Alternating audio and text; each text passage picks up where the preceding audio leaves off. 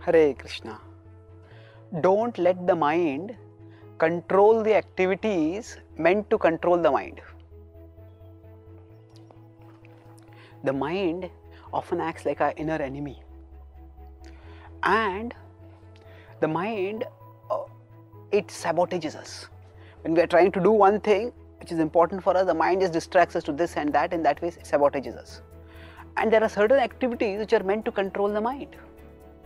So for example, our mantra meditation, our scriptural study, these are activities which are meant to control the mind. By doing these activities consistently, the mind will become calm, the mind will become purified.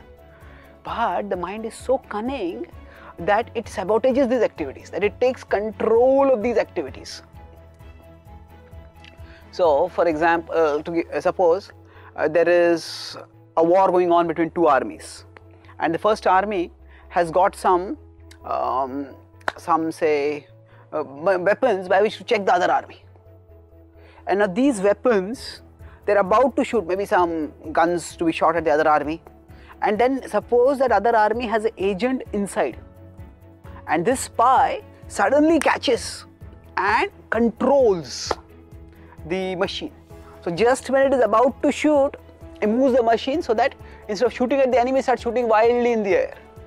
The enemy stays unhurt and the enemy keeps advancing. So similarly, when we, for example, say chant the holy names of Krishna, at that time these holy names of Krishna, this mantra meditation, this is meant to hit at the anarthas in our mind, at the anger, at the greed, at the lust, at the selfishness, and by hitting, it brings the mind under control.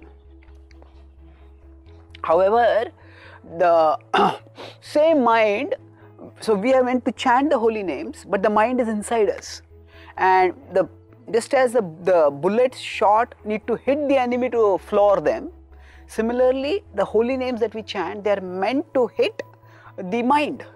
They are like the medicine for the mind. When they hit the mind, within the mind, the anarthas that are there, they get weakened, they get curbed.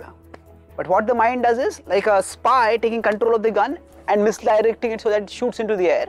Just when we are chanting, the mind starts wandering. The mind makes our consciousness go here. What about, what that person said? You have to do this. What if that goes wrong? How are you going to manage this?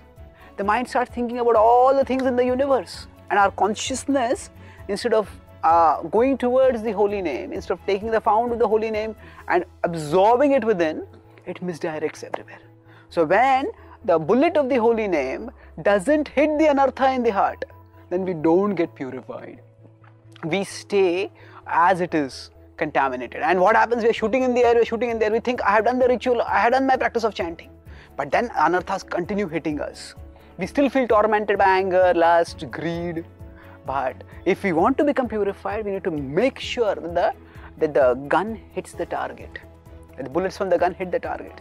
So Krishna says that when we are practicing the process of yoga, yato nischalati manaschanchala astiram tatastato niyam yaitad atmanyeva vasham nayet. In 6.26, Krishna says that wherever and whenever the mind wanders, bring it back under the control of the self. And Krishna is talking this in the context of the process of yoga. The process of yoga, culminating in Bhakti Yoga, is meant to control the mind. But the mind takes control of this process of Bhakti Yoga and misdirects our consciousness even in the ambit of Bhakti.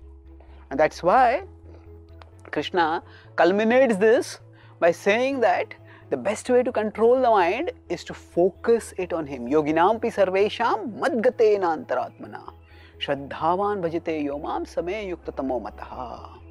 That among all yogis, the topmost are those who fix their mind on me. So rather than letting the mind run here and there, especially during the process of chanting, we need to remember, this is the time when I have to focus my mind on Krishna. And we gird our determination for a battle to focus the mind. And although it will require some effort, the return will be much greater. If the enemy is going to come and attack, the effort to fight them off will be far greater. But with the gun, the enemy is shot, some effort is required to keep the gun focused on the target. But the effort will be much lesser. So like that, if we curb the anarthas and focus the mind and during chanting, the effort we will have to put in For self-mastery will be far lesser than if the anarthas take control of us, and then we have to reap the consequences. So by girding ourselves for the fight, we can actually ensure that the activities meant to control the mind successfully control the mind and are not controlled by the mind. Thank you. Hare Krishna.